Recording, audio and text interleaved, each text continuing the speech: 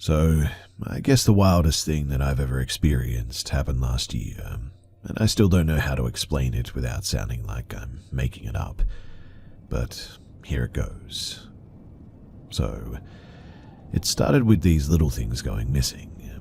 I live alone in a pretty quiet neighborhood, so I figured that I was just forgetful at first. A protein bar here, a sock there, whatever, right? But then my TV would be on different inputs than when I left. Nothing huge, but just enough to make me second guess myself. The weirdest thing though was that I'd hear these faint bumps in the ceiling sometimes. I chalked it up to raccoons or whatever. My house is old, stuff creaks, but then one night I came home late from work and I could have sworn that I saw a shadow move past the vent opening in the hallway ceiling. I told myself that I was just tired, imagination, but I still couldn't shake the feeling. So I set up one of those cheap motion sensor cameras that I bought off Amazon, pointed it straight at the attic access panel in the hallway. 2 nights later, I got a notification at 2:17 a.m., motion detected. I opened the clip, and instantly my stomach dropped. There was a person climbing down from the attic, like full-on quietly stepping down the ladder, looking around and heading into my kitchen. I instantly froze.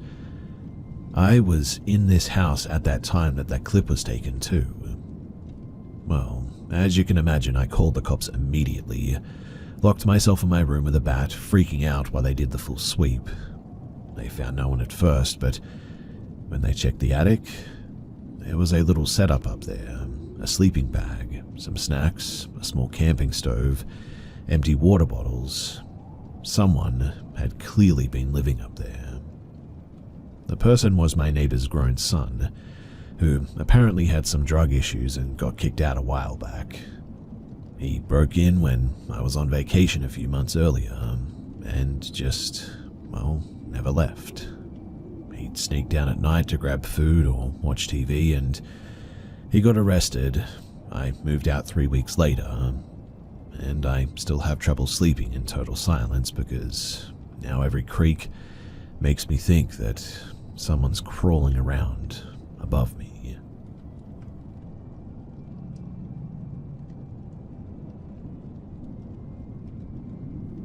This is a story about an old barn that my dad was thinking about buying one time. The location was up in northeastern Montana. The barn had been a part of an old ranch at one time, but the rest of the homestead had been destroyed or otherwise dismantled. So the barn was really the only building left standing on a nice flat piece of ground, perfect for renovation for an indoor workspace, storage, vehicles, or gear or something like that. Anyway, I went up with my dad when we went to walk through the place and take a look at the interior, and it was immaculate inside. The barn had 4 or 5 center stanchions about 10 feet apart down the middle of the barn from the floor to the roof. The place was quite sturdy because of this as well. The owner of the land had cleaned this barn up and kept it pretty nice inside for his personal use, and had put down a layer of gravel inside the barn over the original dirt floor in order to keep dust to a minimum. Dad had bought one of those wind-up cameras from the store where you could sort of wind the wheel and snap like 15 photos or something, and have the photos developed at Walmart. So Dad took a bunch of photos of the interior and the exterior of the barn so that he could show Mum the building once he got them developed. He got the photos back from Walmart about a week later, brought them home, and we looked through them as a family around the supper table that night in our kitchen. All the photos were normal, except for one. It was of the interior, taken from the inside, the front door, a few paces in, I would guess. And in this particular photo, the barn was a complete mess. Nothing like it had been when we were there. Just hay everywhere, falling from the hayloft, and no gravel covering the dirt floor or anything. When we pulled this photo out from the stack, we were kind of confused and thought that maybe we had gotten somebody else's photo in our group of photos, but it was clearly the same barn. The thing that stood out to our family about this photo of the interior of this barn was On the first center stanchion, there was a silhouette of a man, but with no head, and footprints on the dirt floor leading in, but not out of the barn, stopping at the first stanchion. Dad and I went back up to northeastern Montana later that year in the fall to do some hunting, so we went and spoke to the guy who owned this barn, showed him our photos, and then the weird photo as well. When we showed him that photo, his face immediately went pale white, and the look in his eyes was one that I had never seen in another person. He told us that his grandpa had been murdered when he was a small kid, but his parents never told him about what happened, and the murder was never solved. Needless to say, Dad never bought the barn, and the owner, he had it torn down the next year. And it is definitely one of the spookiest things that I've ever been a part of in my life.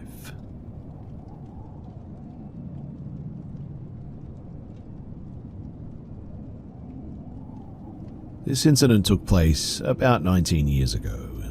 I was 16 when it happened, and I was living with my dad, just us.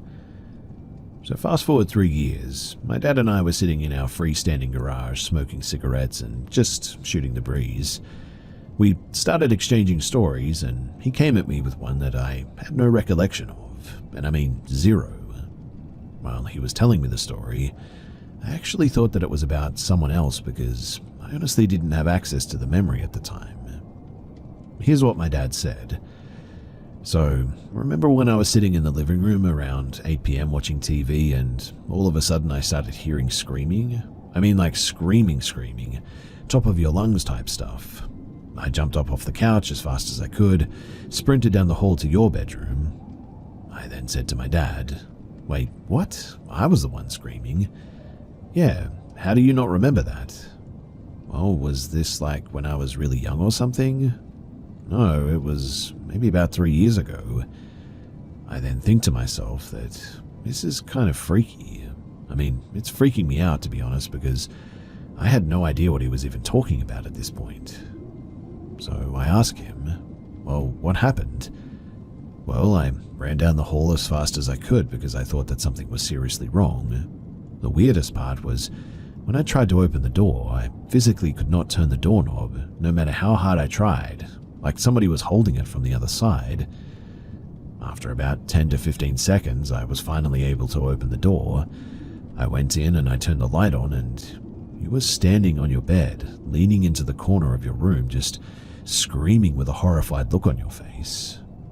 After a few seconds, you seemed to snap out of it and realize that it was just us and you were okay." "What did I tell you happened?"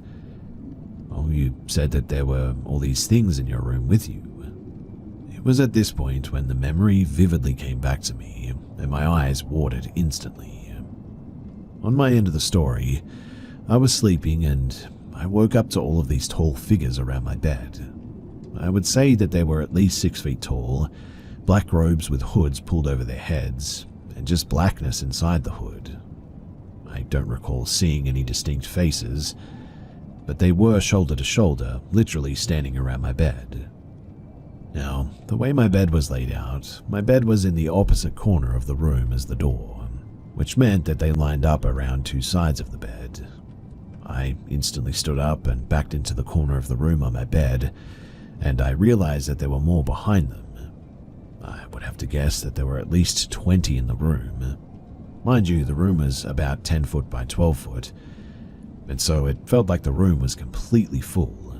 I screamed for my dad to help me, and it felt like an eternity before my door opened. They never did touch me, but they gave off the worst vibes that you can imagine. Back to the doorknob. It was a standard doorknob, a cylinder shape that tapers in. The knob didn't have any locking mechanism on it at all and was not faulty in any way. This has never before or since been a problem, not being able to open the door, that is. But when my dad tried that night, something, for some reason, caused him to be unable to turn it open for at least 10 seconds. And that is the part that just really doesn't sit right with me to this day. So, if you can debunk this or give any insight, then I would love to hear it.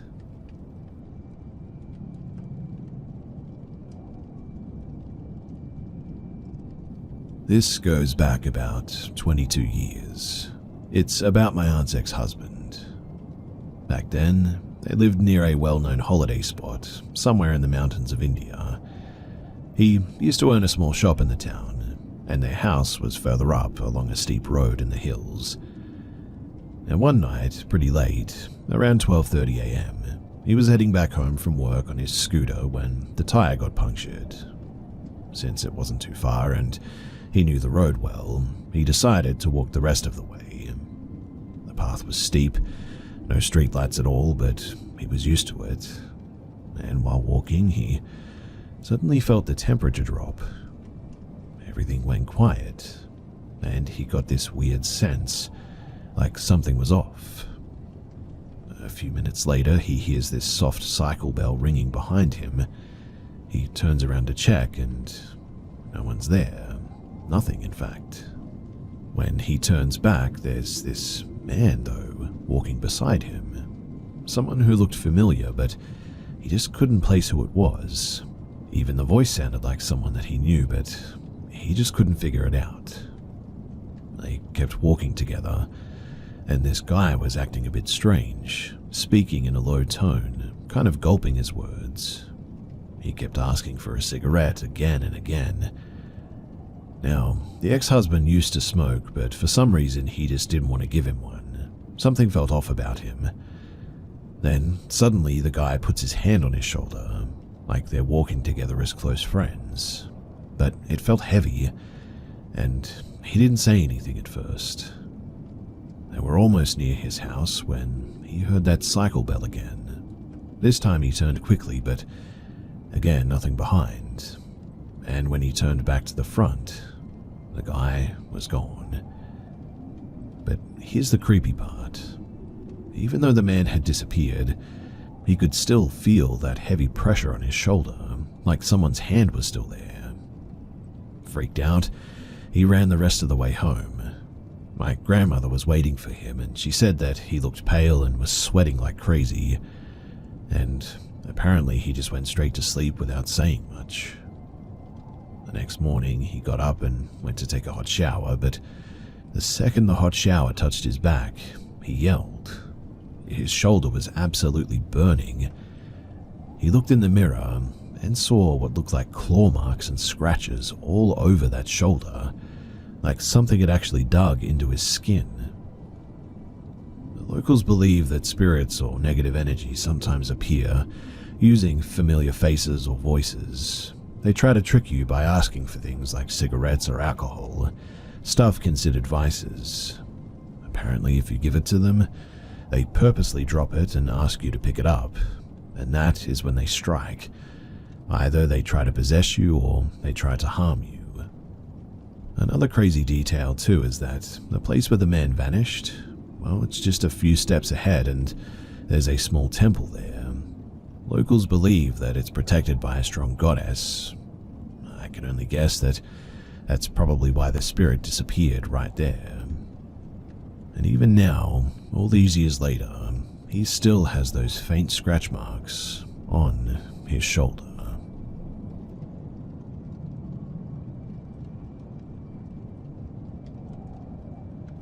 This happened to me during that strange time between the first and the second COVID lockdowns. Back then, my dad was working as a manager at a banquet hall. As soon as the restrictions lifted, people rushed to get their weddings and engagements done, so he got insanely busy at the time. He used to come home really late, around 2 a.m., and leave again by 6 in the morning. Barely any rest, but one day he casually said, "Thanks for pressing my legs last night. I really needed that." Me and my mother just looked at each other, because we hadn't done anything. I mean, we were out cold the entire night. He just smiled to himself, though, and said, "Must have been my dad then." You see, he lost his father when he was really young, and he loved him deeply. He genuinely believed it was his dad looking out for him as well from the afterlife, helping him during those stressful days. This kept happening, night after night, He'd mention a feeling of a presence, a pressure on his legs, or bed shifting gently like somebody was there. But then came the night that made things unsettling. He got home super late and I was still awake, just gaming. He walked in, saw me, and just sort of lost it. "Why are you still up? You've got class tomorrow." We argued, just atypical heated back and forth, and after that we both sort of stormed off to our rooms. Now, the layout of our house was simple. Living room in the middle, my room to the left, my parents' room to the right, and if either of us stood at our door, we could see the other across the hall. I went back into my room, but I didn't sleep. I was still irritated. So instead, I just got back into gaming. Around 3:30 a.m. though, I heard the bed in my parents' room creak, then heavy footsteps coming toward my room. I panicked a bit. I quickly got under my blanket, pretending to be asleep. The footsteps, they came closer, and then they stopped, right beside my bed. I held my breath a little bit, but I could hear it. Slow, heavy breathing right next to me. It didn't leave for 15, maybe 20 minutes, and I just sort of laid there frozen. Eventually, the footsteps walked away, no creaking this time, and just silence. I must have dozed off after that, still wrapped up in fear. But the next morning, I woke up to a burning sensation on my shoulder. I checked, and there was this cut, a clean 2-inch long cut across my shoulder. No sharp objects nearby. My nails were trimmed, and really, just no explanation. When I told my dad, he didn't seem surprised. He just calmly said, "That's my dad warning you, telling you not to give me a hard time." Well, I completely freaked. Other weird stuff started happening after that too. Shadows, sounds, that same heavy breathing feeling, and it just got too much. And so we eventually decided to move out. Now it's April 25th and my dad passed away this January. And all I can hope is that he finally met his dad again, that they're together now, wherever they are, and that his soul is finally at peace.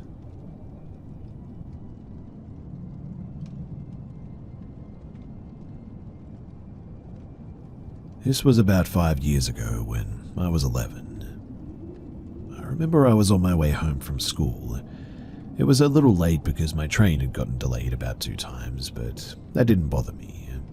I remember that it was a Friday and really I had nothing to do anyway.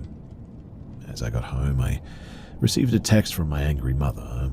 I had no clue why she was so mad, but she was texting me some crazy nonsense and somehow put the blame on me and proceeded to end the text with, "I'm not cooking, I left $70 on your desk, go buy something to eat and drink." So that's exactly what I did.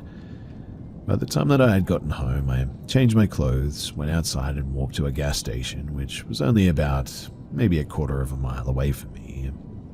I've always walked to this gas station either by myself, with my older brother, or with another guardian. So honestly, I thought that it would be no big deal to go by myself because I was always so hyper-vigilant about my surroundings anyway. Anyway, as I got to the store, I saw this man inside the walk-in fridge where there was just a ton of beer. And as I was walking around the store to get some snacks, I noticed him staring at me a couple of times. It felt like I needed to be aware, but I brushed it off, just thinking that he was just making sure that I wasn't doing anything stupid. As I was paying off for the stuff at the counter, after being there for about 30 minutes, the same man is standing next to me, and it was at this point that I got scared. This man was tall, he looked a bit muscular, and his eyes were visibly dark. I know some people read hot romance novels, but when a man's eyes go dark, it's not attractive, it's terrifying. As my stuff was getting put into the bag and as the pizza was done, I picked up my pizza and I left. But then the man decides to have a conversation with me. greets me with a hello. I greet him with a very clear, scared and shaky hi. He started asking me questions like, "How old are you?" I replied back with my age, stating that I was 11. I try walking home around the other way around, but he keeps stopping me in my tracks, and as I was just thinking of all the terrible possibilities if I screamed, ran, or let alone hit him with my bare hands to have him leave me alone, as I stated my age, I noticed his eyes widen even more, and he proceeded to look me up and down, where he asked, "Are you by any chance healthy?" And he asked me some other odd questions, telling me things like, "What alcohol do you like?" I stayed quiet and I just told him that I don't drink. And he started asking me more alarming questions like, "Did you know that you can live without a kidney?" At this point, I had to play dumb for a bit. I replied with something stupid like, "No, that's nice actually."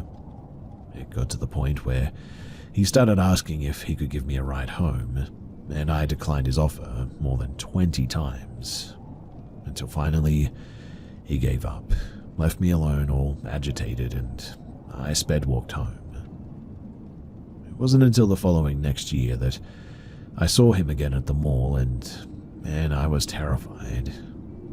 I refused to go to that mall because I don't ever want to bump into that guy ever again. There was something off about him, something really off.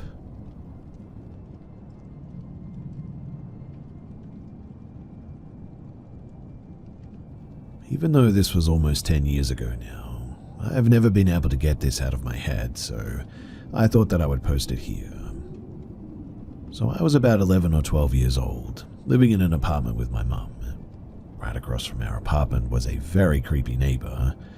I could write whole books about all the creepy, wild, and downright insane things that he said and did throughout the 2 years that he was our neighbor. But this was something that always stuck with me more than anything else. You see, my mum and this neighbor were having a casual conversation with each other, with my mum's goal being to try to find some common ground with him and clear up any misunderstandings or miscommunications that may have led to him to dislike us so much, as he had a pretty blatant feeling of disdain toward us, that much was clear. But evidently something went wrong during this conversation, as my mum suddenly came stomping into our apartment, loudly shutting and locking the door. She was visibly upset and shaken, so I asked what was wrong. Her voice trembling, she said that our neighbor said this, completely unprompted. He said, "You know, if I were you, I'd keep your daughter away from guys like me." Now, while I will never know exactly what he meant by this, my mind definitely had plenty of ideas of what he actually meant. At the very least, it felt like a thinly veiled threat. And the worst part was that I was often home alone, as I did online school while my mum went to work. So from then on, I never felt safe when I was home alone, as my imagination ran wild on what he might end up doing to me. Now, I never thought that I would say this kind of thing, and I feel kind of guilty about it, but thankfully he ended up dying before he ever did follow through on his creepy comment. Also, before anyone asks, my mum only told me about this because she wanted to warn me to stay the heck away from this guy, and to never do anything like keep the door unlocked or anything like that. And I can tell you that she didn't have to tell me twice.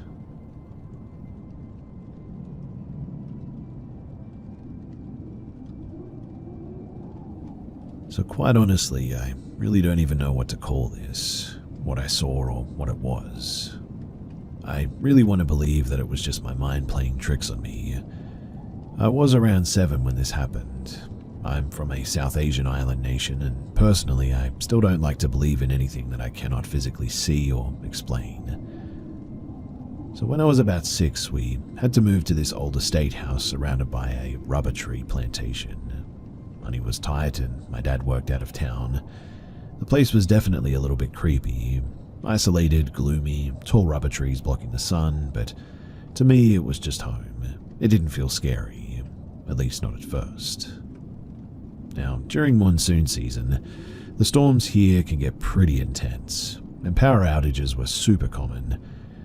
One of these days, the power went out again.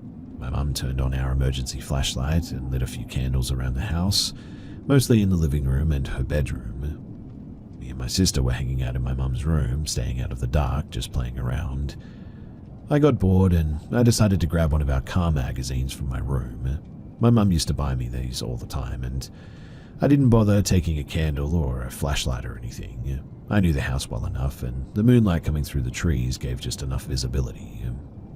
I went into my room, picked up the magazine, and for some reason I looked out the window, and that was when I saw it. 2 glowing red eyes.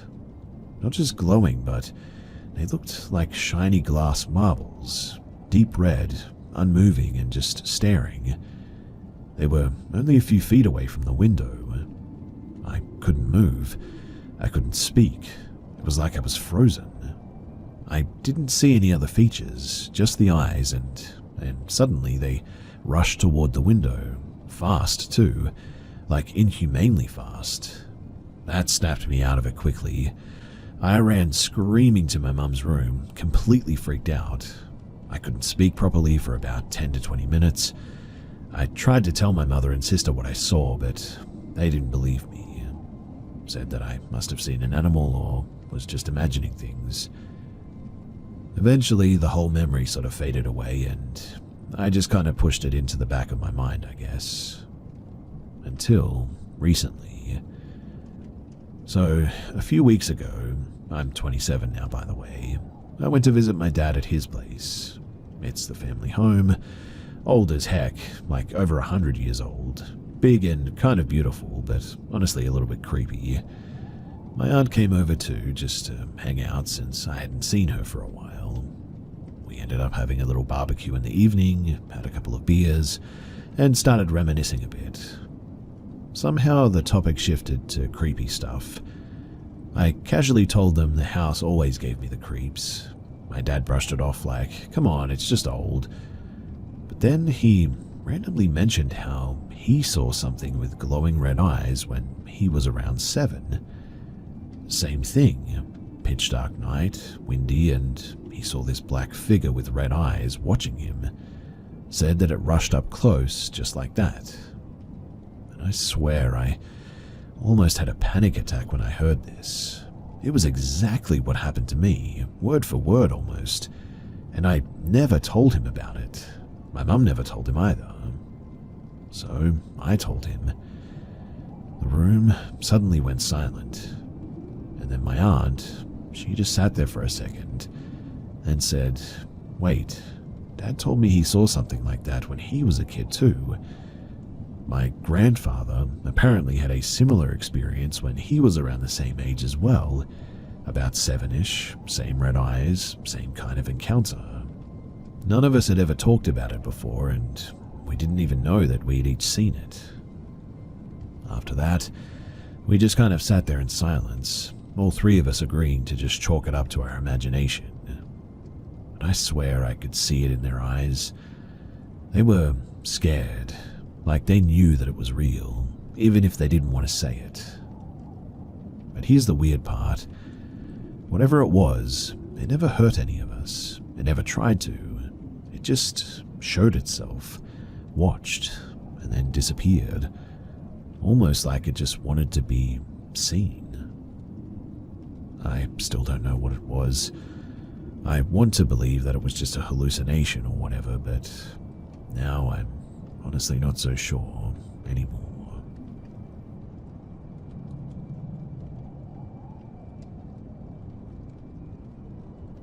My wife and I were hiking on a particular trail at a nature preserve with our dog one day. We came across some people walking as well, almost like a family, I guess, but they seemed a bit, I don't know, off to me. But they were friendly enough, I guess. They asked what kind of dog we had and how old he was, etc. We answered politely and tried to go our own way, but they tried to keep the conversation going.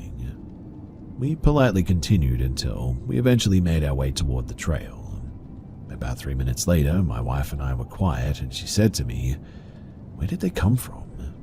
I didn't hear anyone behind us or ahead of us.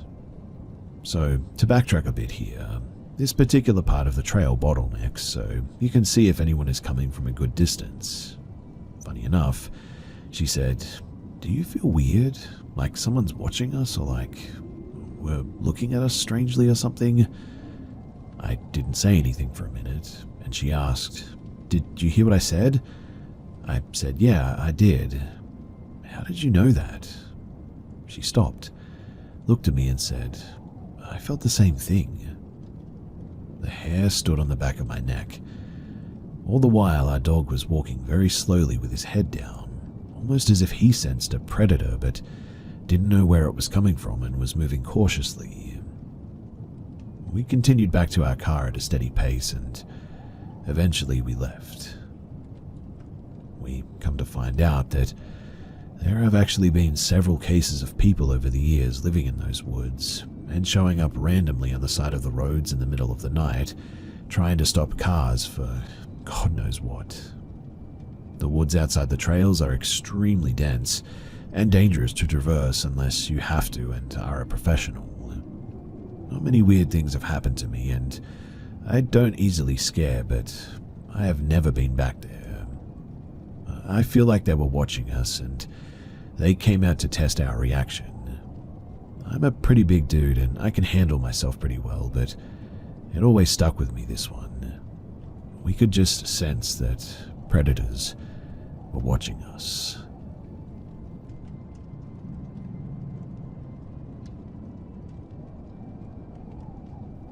I remember when my family freshly moved to our house about 12 to 13 years ago. Before we moved in, we went and looked at the house.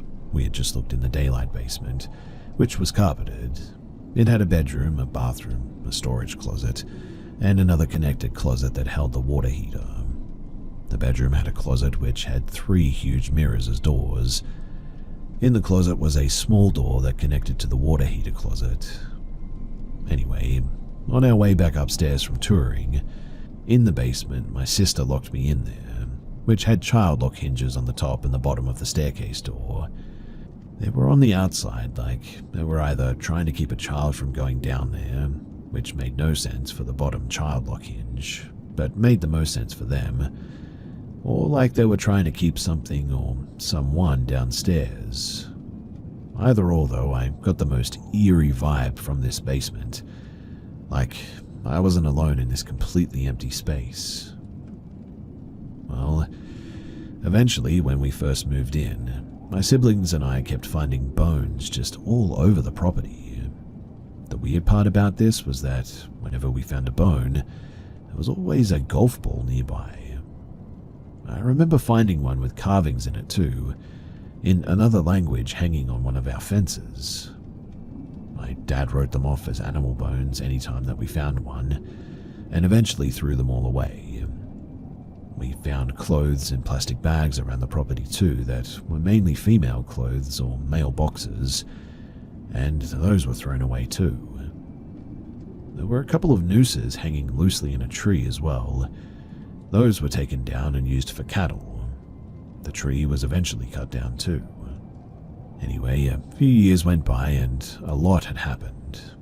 These are all things that my siblings and I experienced at this house. So I remember when I shared that basement room with my siblings, my bed was positioned in front of the closet doors at one stage. I had woken up but not moved yet, and there was a man crouched in front of me, just moving his head back and forth super fast, so I couldn't make out his face very well. I closed my eyes and he disappeared. After that, we would constantly hear footsteps going up and down the stairs at all hours of the day. I saw a man about the same stature as my dad go down the stairs, so I followed him. I believed I needed to ask him a question or something, and that's why, but the man I followed down the stairs had turned the corner to go into the back bedroom in the basement, and once I got to the corner, he just disappeared. No one was down there but me. My sibling had experienced this same thing too. It didn't stop there though. My little sister was cleaning the living room in the basement one day. and was getting an eerie vibe from the back bedroom. So she went over and closed the bathroom door and the bedroom door. Once she walked back down the hall, she started cleaning up again when she noticed a few moments later the bedroom door had opened again. She immediately went right back upstairs, and that room eventually became my older sibling's room. And I remember one day she had mentioned that she was laying in bed and had just woken up to something opening her door. She claimed that she watched the handle turn and the door slowly open, but nothing was there. A few nights went by and all of my siblings and I were hanging out with her in her room when we heard a knock on the wall. Mind you, this wall was concrete and on the other side of this was a hill. So she knocked on the wall and whatever it was knocked back. It was the tune of Skunk in a Barnyard, if you've ever heard that. But after that, the room was then turned into my little sister's room. I went into the basement bedroom to tuck my little sister into bed for the night. I had tucked my little sister in on the lower bunk bed and gave her a kiss on the cheek goodnight. As I went up the ladder to give my older sister a kiss and tuck her in, that's when I saw both of them, up on her bed, sound asleep.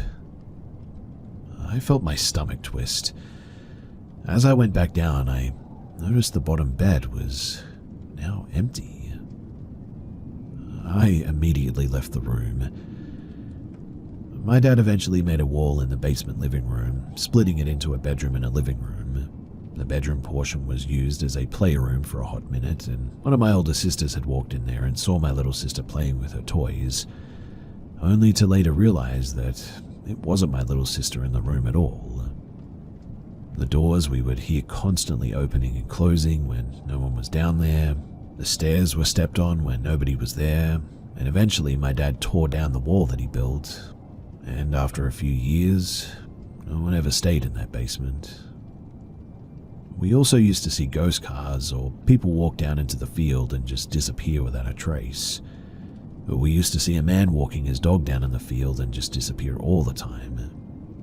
Mind you, these happened over many years, and it wasn't all at once, obviously, but yeah, it all happened and it was all very frightening. Eventually, most of the basement was renovated due to water damage. When my parents pulled up the carpet in the back bedroom, there was a clearly poorly done job of re-poured concrete about maybe 5 or 6 feet long and a couple of feet wide. It was very rough compared to the original concrete, but once that basement was renovated, the weird activity basically just diminished.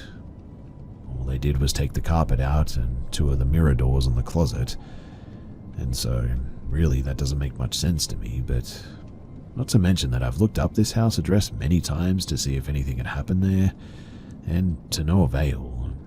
I couldn't find anything on the house or the property either, so I have no clue what any of the sinister activity was really about, and I guess it's just going to remain a mystery. Also, my dad never believed my siblings and I about these experiences, and to this day when we bring it up, he just sort of shrugs it off.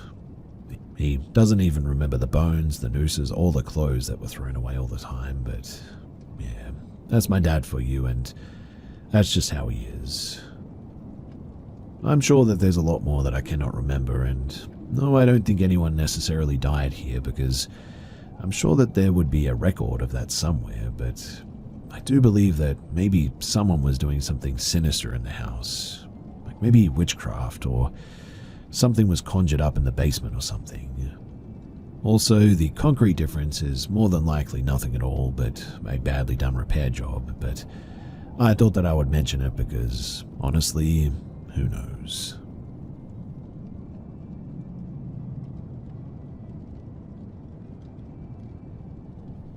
So this was like a decade or so ago, but I've always wanted to know what this thing is. When I was 13, I was practicing a dance for my mum. I had a competition coming up and I was a younger member on the team. I didn't want to mess it up for anyone, so I made her watch me practice. Anyway, I was in the living room which faced our backyard.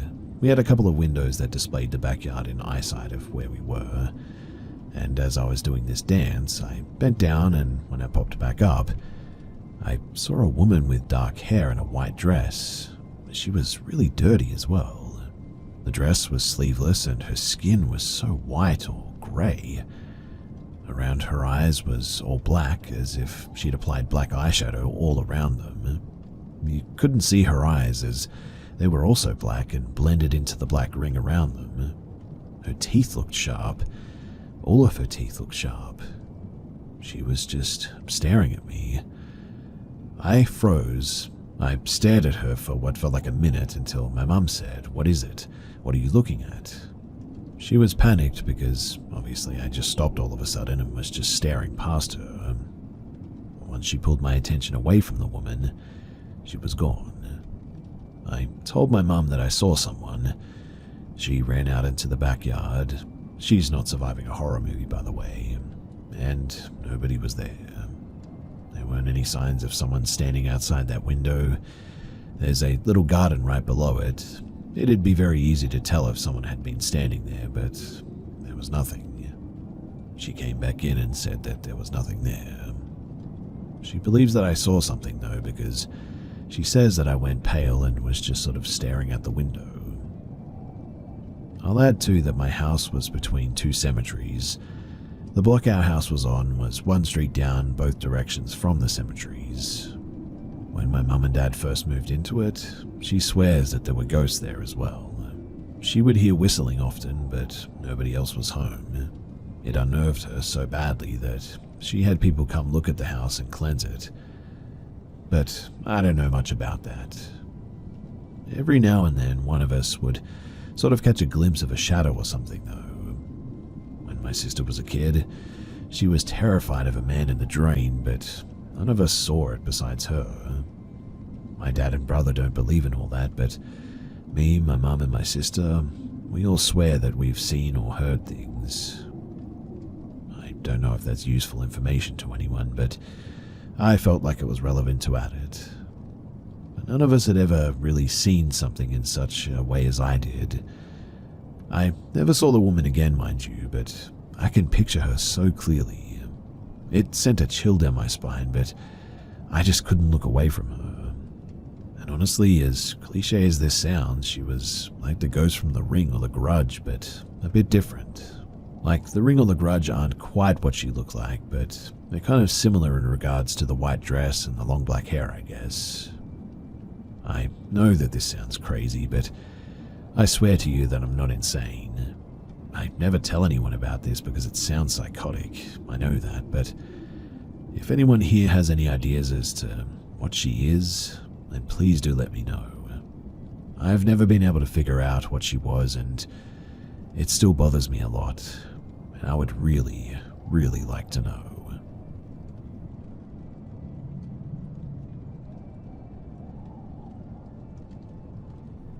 This is a story about an old barn that my dad was thinking about buying one time. The location was up in northeastern Montana. The barn had been a part of an old ranch at one time, but the rest of the homestead had been destroyed or otherwise dismantled. So the barn was really the only building left standing on a nice flat piece of ground, perfect for renovation for an indoor workspace, storage, vehicles, or gear or something like that.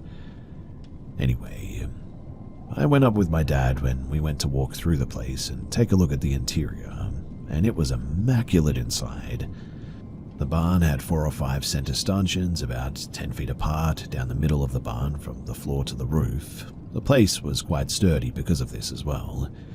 The owner of the land had cleaned this barn up and kept it pretty nice inside for his personal use, and had put down a layer of gravel inside the barn over the original dirt floor in order to keep dust to a minimum.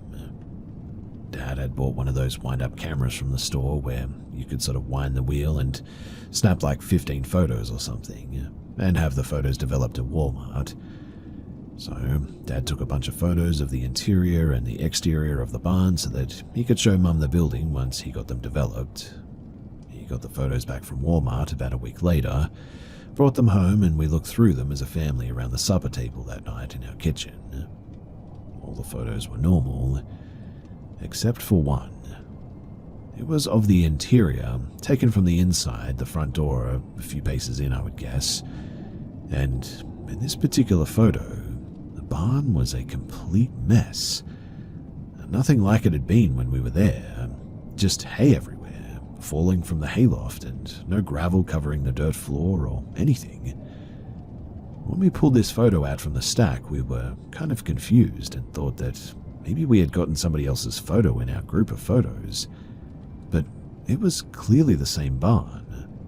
The thing that stood out to our family about this photo of the interior of this barn was on the first center stanchion there was a silhouette of a man, but with no head, and footprints on the dirt floor leading in, but not out of the barn, stopping at the first stanchion. Dad and I went back up to northeastern Montana later that year in the fall to do some hunting, so we went and spoke to the guy who owned this barn, showed him our photos, and the weird photo as well. When we showed him that photo, his face immediately went pale white, and the look in his eyes was one that I had never seen in another person. He told us that his grandpa had been murdered when he was a small kid, but his parents never told him about what happened, and the murder was never solved. Needless to say, Dad never bought the barn, and the owner, he had it torn down the next year. And it is definitely one of the spookiest things that I've ever been a part of in my life.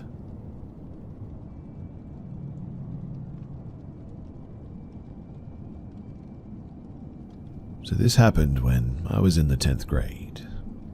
My class went to the state fair for an agricultural show. The class was pretty small, and the teacher was kind of doing his own thing. He told us that we should all meet up at a certain location at a certain time. Me and 2 other classmates, I cannot even remember who they are now, just started to enjoy the fair and hit some rides.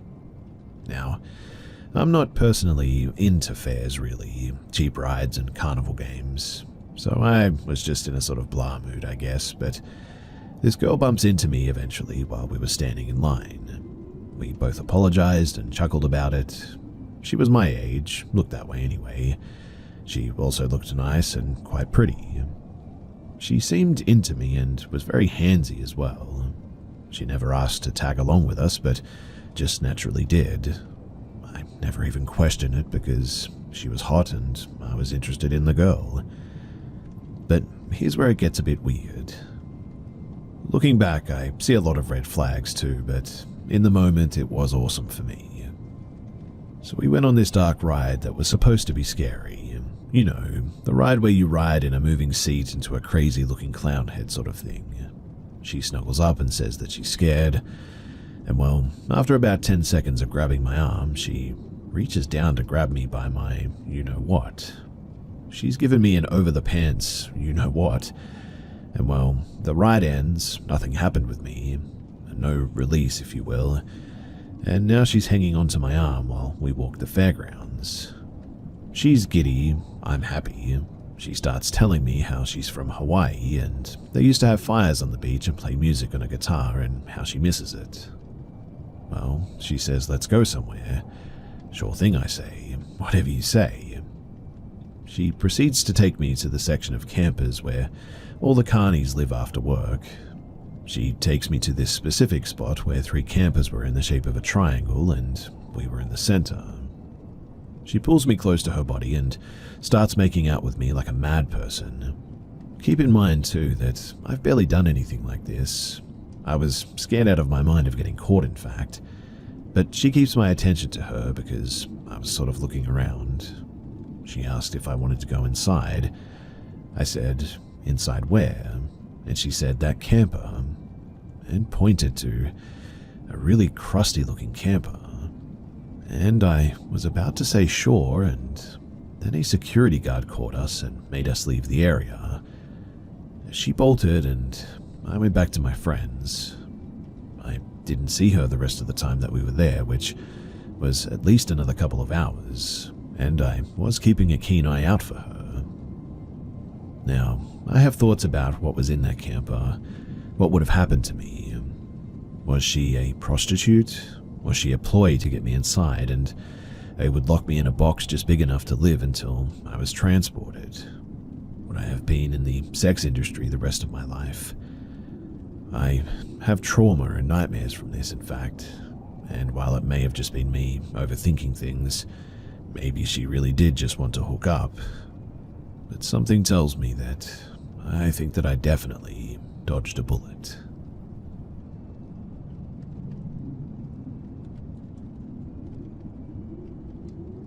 In high school during COVID time, two of my friends and I were laying in my bed watching TV and ended up falling asleep at some stage.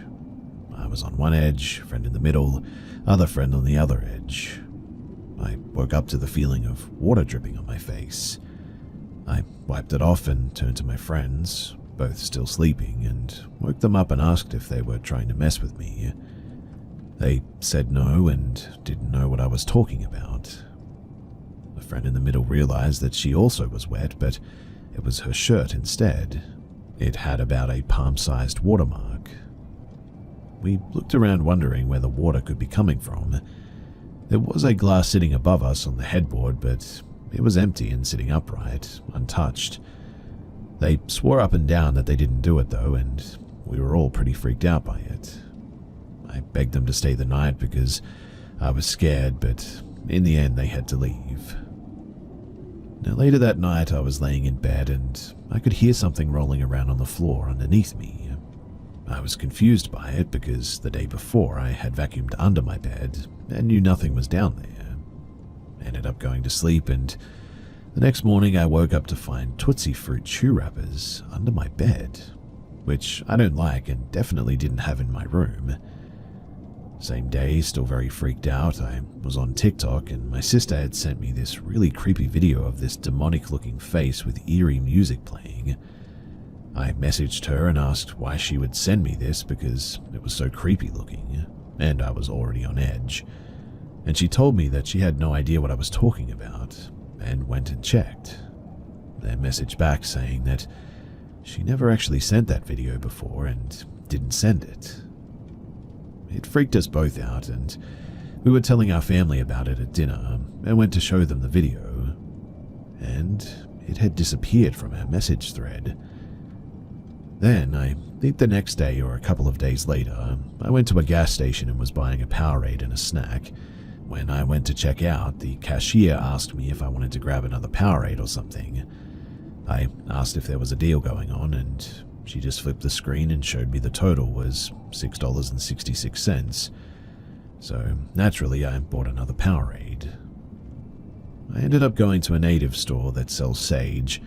The man who owned it blessed me with sage and prayed, and sent me home with more to burn in my house. And, thankfully, nothing else happened after that. But I've always wondered if it was just some really random or crazy sort of coincidences, or if there was something more to it.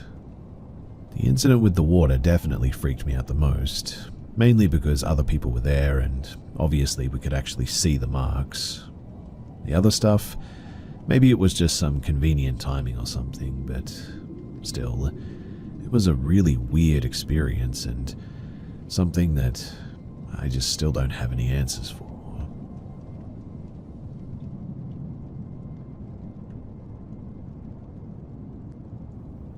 Recently, I've gone down a rabbit hole of spooky things and figured that maybe it would be worth talking about my own odd experience here.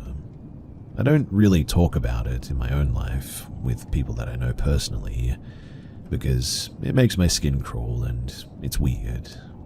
But I thought that I would share it here just in case someone might know something. So when I was younger, I had a lot of issues with sleep. I don't remember a whole lot of my childhood, but I know that I wouldn't sleep for long periods of time, frequently bothered my parents in the middle of the night, in fact, had reoccurring nightmare terrors, and would even talk in my sleep. I freaked my dad out many times when I'd get up and wait for him to finish whatever he was doing to talk. A 6-year-old girl in a nightgown with long hair hanging over her face was a freaky thing to see at 2 a.m. Anyways, from as far back as I can remember, until I was about 8 years old, so roughly 3 or 4 years I think, I had the same dream every single night. My bed was right under a window, and I liked to sleep with the curtains partially open so I could look at the moon. It was a 1-story house and my bedroom was at the front. And every single night, and I'm not exaggerating, I truly mean every single night, I would dream that I woke up to see a humanoid creature outside of my window. It was extremely tall enough that I could see most of its body framed by the window. It had like greyish, yellowy skin and wore no clothes. Its shoulders reached the very top of my window, and its torso was nearly the whole length of the window, and I could see the tops of its legs toward the bottom. It had its hands pressed into the glass and its fingers splayed out. But then, the real freaky part. Its neck reached above the window and then sort of looped back down so that its head was visible to the side of its body. It had no hair, massive grey-white eyes, 2 slits for a nose, and a giant grin on its face. And I mean giant. It stretched its skin out on its cheeks and chin, and teeth were so long and jagged and thin, and they were like a dirty yellow sort of color. It never did anything, mind you, didn't even blink, and just stood there staring at me until I'd wake up in a panic. So, like I said, I saw this creature every night for years. I never told my parents about it. I tried shutting my curtains when I went to bed, but when the dream started, my curtains would be inexplicably open, and then when I woke up, they'd also be partially open, as if I'd never even closed them. Eventually, I told my grandma about the dream when I slept over at her house, and I didn't have the dream for the first time in years after that, and she gave me this tiny clay figurine and told me to sleep with it by my bedside, and that I would never have that dream again. I did as she said, and inexplicably, I never did see the creature again. I still had night terrors and recurring nightmares, but that specific creature just never visited me again. I'm 23 now, and I still sleep with the figurine at my bedside. I've never seen that thing again ever since then, and I'm an insomniac and have experienced sleep paralysis a number of times in my adulthood, frequently experienced night terrors, and have been prescribed a number of sleep medications that I never end up taking long term because of the side effects. At this point, I'm very good at running on little to no sleep, and I have experienced hallucinations during sleep paralysis where I've seen horrible things and had dreams that have left me messed up for days. Still though, I've never seen that creature again. The memory of those dreams is the clearest memory of my childhood that I have. I can remember exactly how it looked, exactly how it felt to lay in my bed and stare at it between my purple curtains, exactly how silent and still it was. And because of this, I don't ever open my blinds at night. I don't particularly believe in the supernatural or anything. I take a firm, it's probably not real, but just in case it is, I'm not going to mess with it, stance on any of that stuff. I hear paranormal stories and immediately consider all the regular things like sleep deprivation and carbon monoxide poisoning before I ever assume ghosts. I've never experienced anything paranormal in my life, aside from what I've outlined here, and I truly believe 100%, however, that this was not a natural thing that happened. I could forgive it as a reoccurring dream or childhood nightmare, but it happened too regularly and far too frequently to think that. I don't know what it was or why, but I really don't think that it was something normal or easily explained, I guess, is what I'm trying to get at. And so, that's my story. Like I said, I really don't talk about it too much. I try not to think about it, in fact, but maybe sharing it out here will be beneficial. So if you've listened this far, then thanks for listening.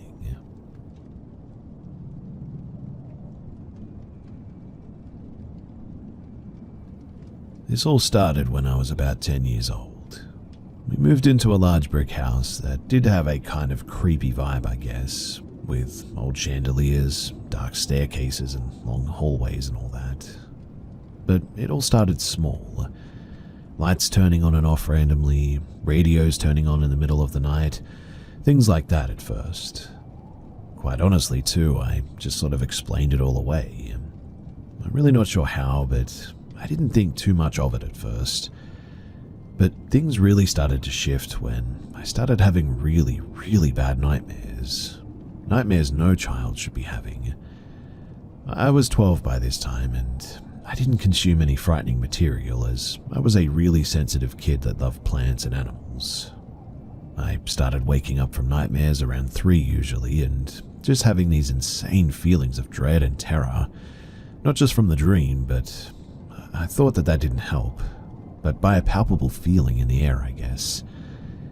I would then hear footsteps walking down the hallway and stop in front of my door. Then my door would creak open, and though I couldn't see anything, I was frozen in fear. I could never forget that feeling too, that something was in the room with me, just watching me. By this time, I had actually developed a fear of sleeping, and I developed a stutter as well. I really thought that something was psychologically going on with me, and so I finally got up the courage to tell my mum, and I didn't understand what was happening, so I told her that I needed to see a psychologist. She asked me why, and I told her that something was upstairs at night. And she looked at me in this weird way, raised her eyebrows, and never brought it up again. This was in the 90s, so no one talked about this stuff. But after that, I assumed that I was alone in this experience. That's how it started, but then it got more violent. I started having dreams about a dark figure with red eyes hovering over me when I slept. It was a horrible feeling, same as in real life. I would try to say the word Jesus in the dream, as I had heard saying his name could dispel something evil. In the dream, the figure would reach out and grab me by my neck and choke me so that I couldn't say a word. I would wake up gasping for air, and then the paranormal activity would ensue. I even heard voices, laughter, and could swear that I saw a figure in the corner of my room. One night when I was avoiding sleeping, I was playing video games with my younger brother, and it was around midnight. He asked what I was still doing up, and I said that I just couldn't sleep. He said, "Because of the thing that lives up here?" And my eyes immediately got so wide. We were not a sharing, emotional, or talkative family, so this piece of information changed, well, everything. We began swapping stories, and before I could even describe my dreams, he told me that his friend saw a black figure with red eyes and refused to ever sleep over again. And I knew then that I wasn't crazy at this point. But really, the story just began here. My early teenage years were nearly absorbed by dealing with this thing and trying to understand what it wanted, why it was there, and how to be rid of it. It's a long story, but to summarize, I learned it was some sort of an entity that fed on fear. The more afraid it could make me, the more powerful it seemed to become, and the more frequently things would happen. I had to teach myself to not be afraid of it, and that was a whole journey, let me tell you. I needed to believe that I was more powerful than it, and I will never forget this as long as I live. Once I moved in college times as well, I never experienced it again.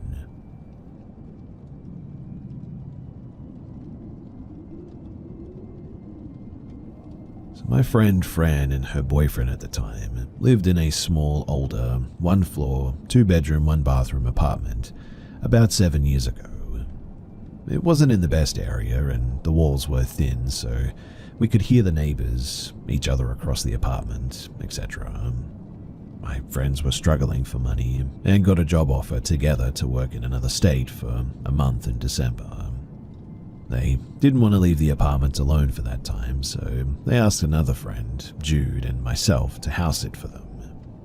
We didn't have jobs at the time, and we had spent the night there plenty of times before, so we didn't have a problem doing that for them. Jude and I slept in their bedroom since the secondary bedroom was occupied by Fran's sister, Denise, who was in and out of the house pretty much every day. Basically, she was only there to sleep and was there from about maybe 8 p.m. to 7 a.m.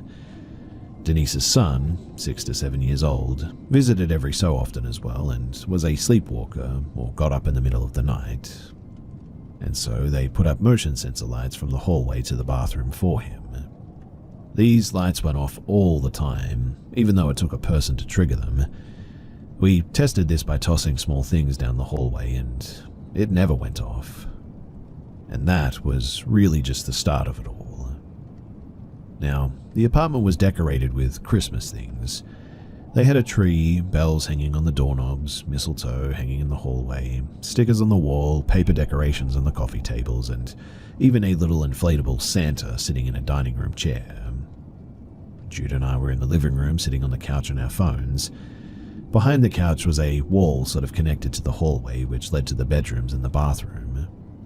To the right was the doorway leading to the kitchen and the mudroom, and to the left of the couch was the main entry of the apartment. Now, while we were chilling, we heard a repetitive slapping sort of sound, but just couldn't pinpoint where it was coming from. Using my peripheral vision, the mistletoe hanging in the entry above the hallway was swinging very fast, and the longer that I watched it, the more it seemed to slow down. Then it got smacked and landed across the living room. Even though it was winter, we never turned on the heater or the fans or anything, and the way that it got tossed across the room just couldn't have happened from the tape or tack holding it in place. I turned to Jude after that all happened, and he just said, "Yeah, I saw that too." We just picked it off the floor, set it on the table, and I guess we just acted like it didn't even happen. On another occasion, when Jude and I were hanging out in the living room, we watched one of the paper decorations fall off of the coffee table and fall down the Christmas tree. Then we heard a thud in the hallway, and we ignored both things until bedtime. The bedrooms faced each other, and in between them was a blank wall where Fran hung Christmas paintings and all that. The painting was on the floor but leaning against the wall, and the nail holding it up was still on the wall, so it's not like the nail was loose or anything. We also heard the jingle of bells on the doorknobs jingle on their own as well, and Jude was in the apartment alone for a day when I went home to do some laundry. He was in the kitchen cooking some ramen on the stove and felt something swipe his back, he said. When he turned around to see what it was, the inflatable Santa was turned around facing him, and at that he got a really bad feeling. He ditched his noodles and went to his room and went to bed. I never felt this, but both Denise and Jude said that while in the bathroom they felt something swipe or poke their sides, and really I just don't know how to explain it, but I had such anxiety and fear while looking at or into the mudroom that I just still cannot explain what that was. I always focused on a dark spot in there, and I never saw anything happen, but I guess I was always anticipating to see something. With all that said, it never really felt evil or unwelcoming, I guess. Fran had been very stressed dealing with things between her boyfriend and Denise. I know entities feed off of negative energy, so I guess we just sort of chalked it up to that in the end. We told Fran right when she got home, and she told us that she had recently experienced things there too. One being that she saw Denise's boyfriend come out of the hallway and head towards the main entrance. She was about to ask him something, but didn't see him in the living room, and the door hadn't been opened, and he was actually in Denise's room the whole time. And yeah, these are pretty unforgettable things, and something that I guess will just stick with me for as long as I live.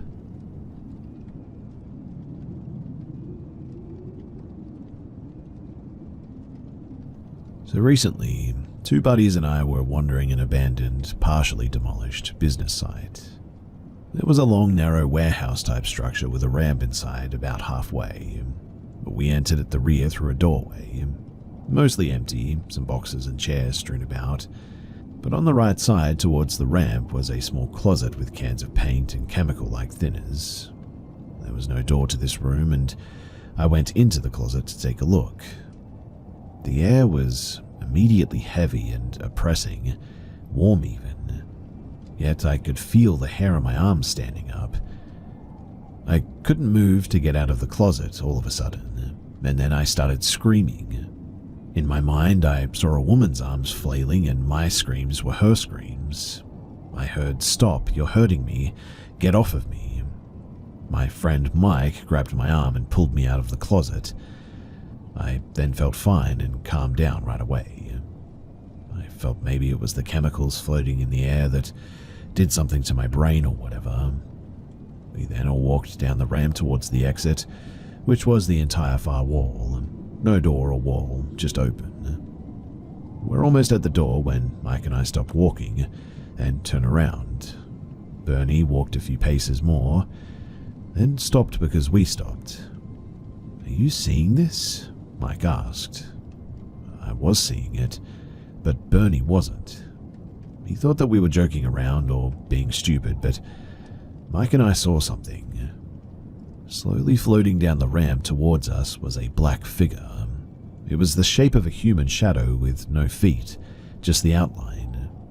Circling along the floor, up the wall, across the ceiling, down the other wall and along the floor again, just in front of this dark figure, was a bright blue and white light orb.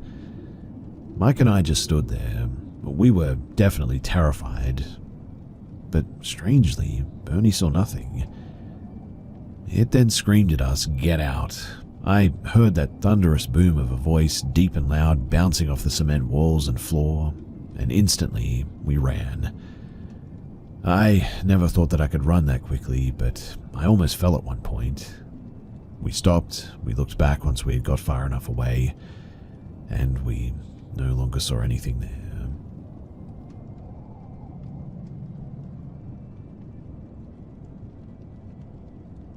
So my wife and I purchased an 1890s Queen Anne Victorian several years ago, and we're slowly restoring it for a traditional B&B as a part of our retirement plan in like another 10 to 15 years.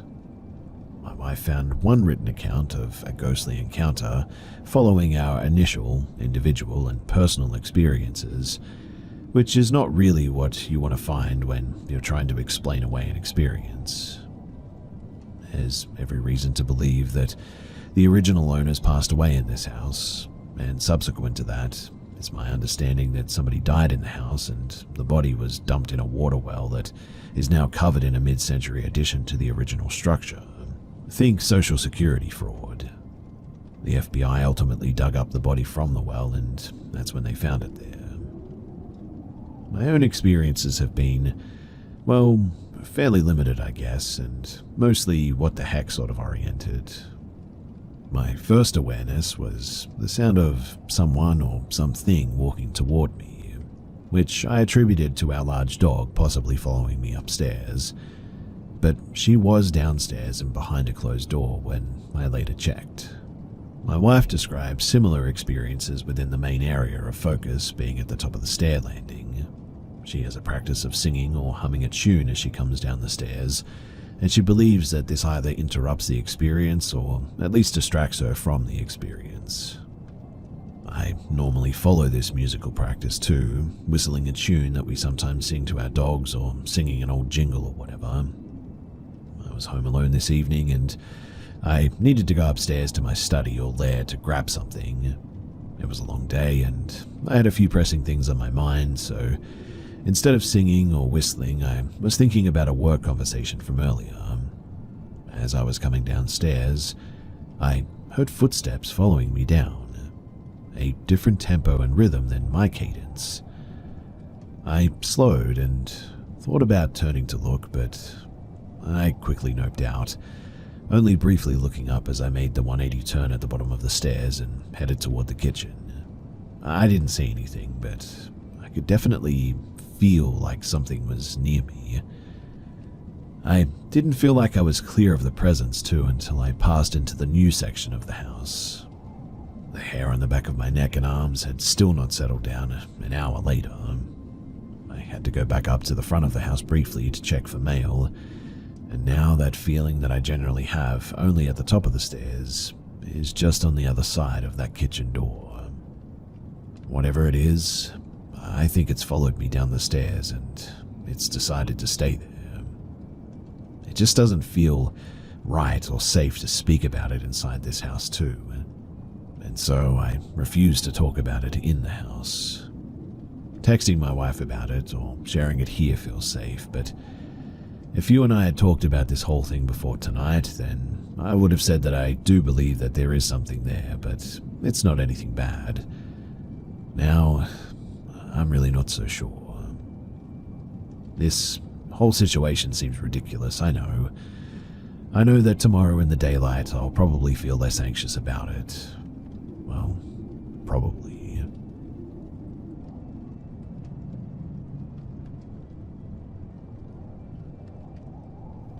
Honestly, I think I'm losing my mind, but I'm just not quite sure. I live in the north of England in a mid-terraced house. I moved in not too long ago, and my neighbours were a very pleasant and quiet family of 4. They didn't seem to own much, though. Without sounding like a voyeur or a creepy person, I would often see into their living room or dining room, I guess. The house is open plan on the downstairs. When I parked my car on the street, the house was sparse of furniture or personality. They didn't have curtains in their living room windows, so seeing inside was done with little effort. I'd often see all 4 of them sat at their small dining table, all transfixed on their phones, never really engaging with one another. Now, one evening before Christmas, the mother, a younger lady of maybe mid-20s, knocked on my door and looked visibly shaken when I answered. She tentatively asked me to keep the noise down and stated that she understood that I would like to have friends over and party, but requested me to tone it down a little bit. The only trouble is that I was completely alone and I was just watching a movie. There was no party or anyone else in my house. She saw that it was the case, and so she quickly made her way back to next door. I thought that was a bit strange, but I got on with my night. So fast forward a couple of months and they just up and vanished. The house is empty. I never saw them move out, but it's not completely strange as I work abroad a lot and spend large chunks of time away from home anyway. But this week I've heard a persistent beeping coming from their old residence, a fire alarm running out of batteries, I assume. On Wednesday, I stuck my head over the fence to take a look into the dining room window, out of a mix of boredom and curiosity, I guess. And in the empty room, I saw a person stood near the doorway into the kitchen. They made a quick movement towards me, and I nearly soiled myself.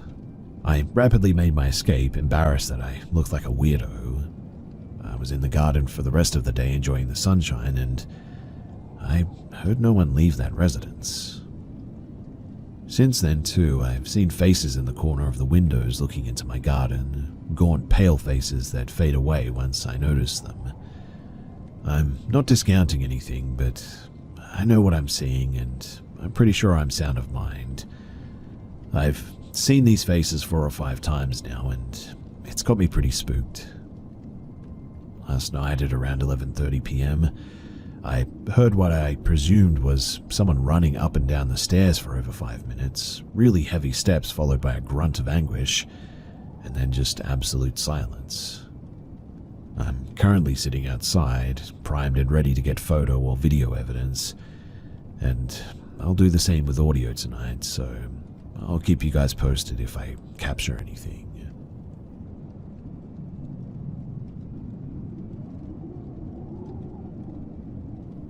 I've told 3 people in total this story. 2 of them were involved that night, and 1 was my therapist.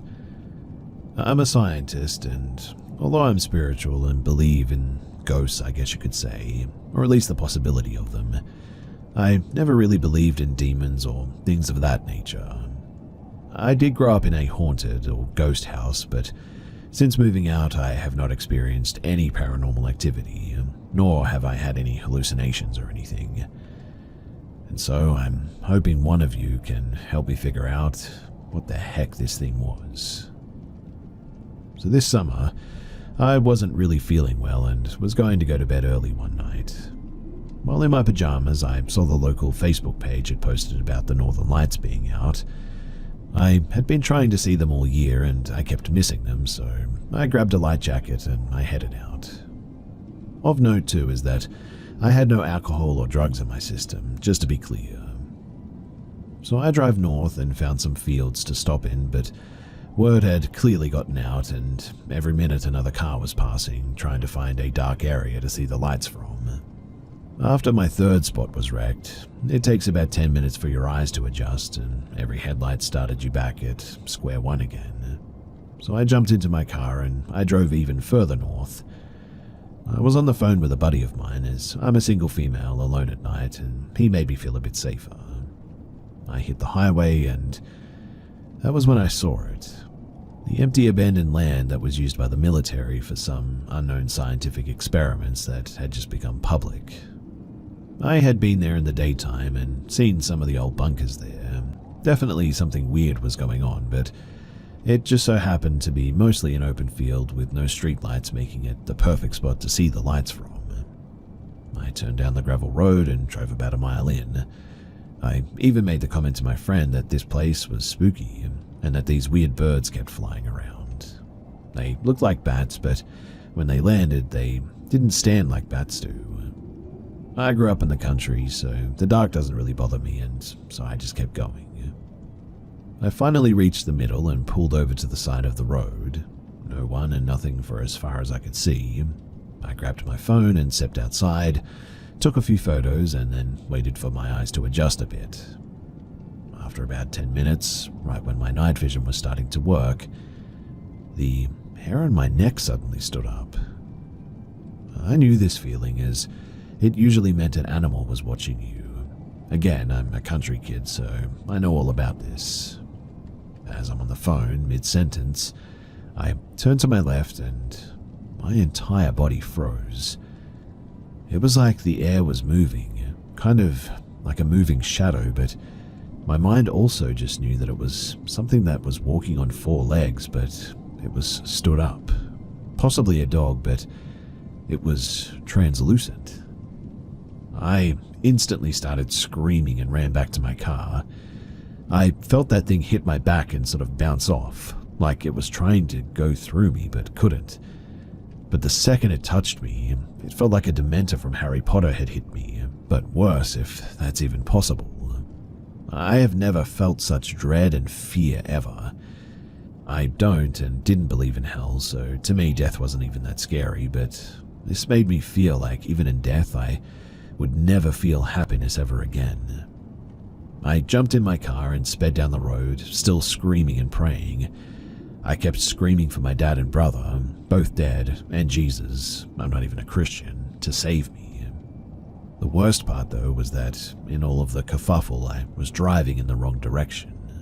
I had to turn around and drive back to get out of there. I screamed the entire time for help, and at some point my phone call dropped. My service was fine on the way in though, but it finally came back the second that I hit the highway. My friend called back asking me what was wrong, but I was still screaming and crying and I could barely get the words out at what I had seen. I ended up driving all the way back into town and I called a friend who lived nearby. I went to her place and stayed there for a few hours as I just tried to calm myself down. I didn't know that she was a Christian, and it was lucky that she believed in this stuff.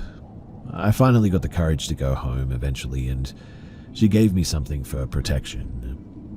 I took a shower to warm up, but my back just felt completely cold, like something had cut a thin line down across my spine or something.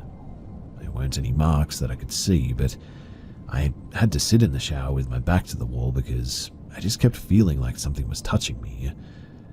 I lost my voice for about 9 days after that and had to lie to my friends and co-workers about the reasoning why, because I had screamed so much. It's been 6 months since then, and I haven't had any weird experiences again. Sometimes, though, if something touches my back a certain way, I still have a bit of a jolt of panic out of nowhere. Other than that, though, I have had no other issues, but I really don't talk about it to anyone because, well, one, I feel completely crazy, and two, I don't want to bring attention to it as I don't know what I even believe in anymore, to be honest. And I think that enough time has passed that I just want to know if at least anyone else has experienced this as well. As a scientist, I know our minds can play tricks on us, and I'm fully able to say that maybe the dark tricked my brain, but I just cannot get over the fear that overcame me after it hit me. I've been scared in the woods at night before. I've camped and been scared something was watching me. But this was so much worse. It's like and it feels weird even saying this, but it's like I could feel it in my soul.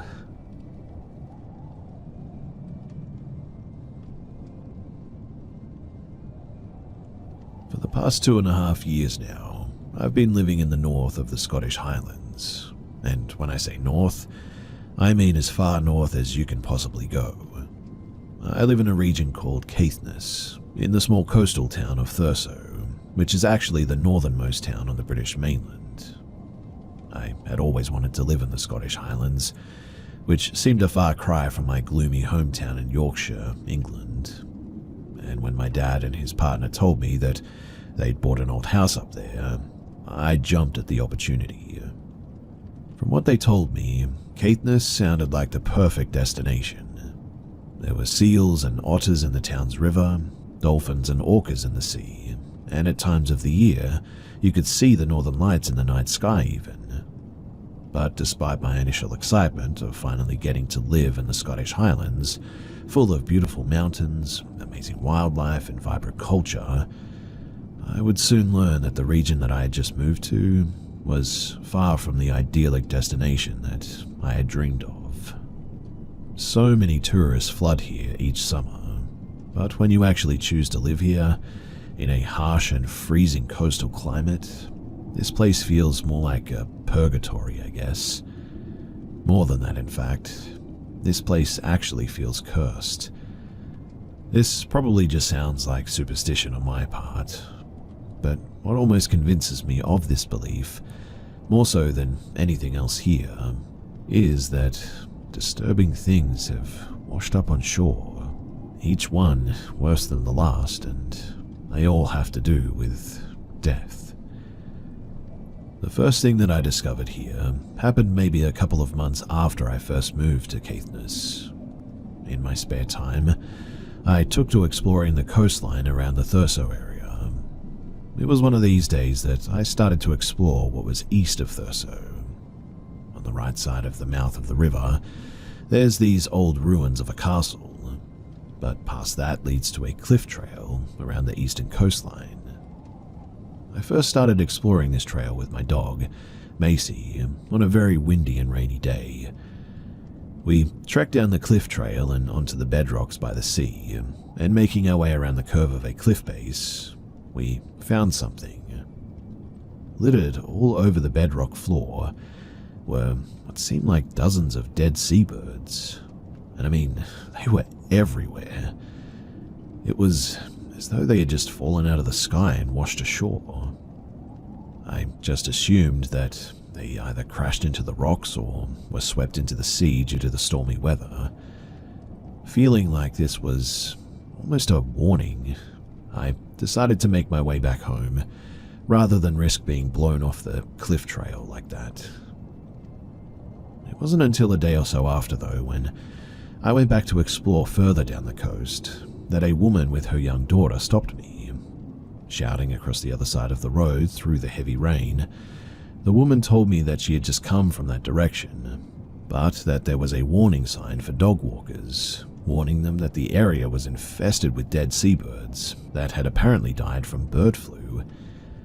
She said the warning had told dog walkers to keep their dogs on a leash at all times, as bird flu was contagious to them. This instantly concerned me, as you can imagine, as the day before my dog Macy had gotten close to the dead seabirds to sniff them. But there was something else too. Something about meeting this woman had struck me as weird. Although she was just a normal woman with her young daughter, they were walking with a dog that was completely identical to Macy, a small black and white border collie, Maybe that's why the woman was so adamant to warn me in the first place, because in my dog she saw her own heading in the direction of danger. But why this detail was so weird to me was that it almost felt like an omen of some kind. She was leading with her dog, identical to mine, away from the contagious dead birds, as though I should have been doing the same thing.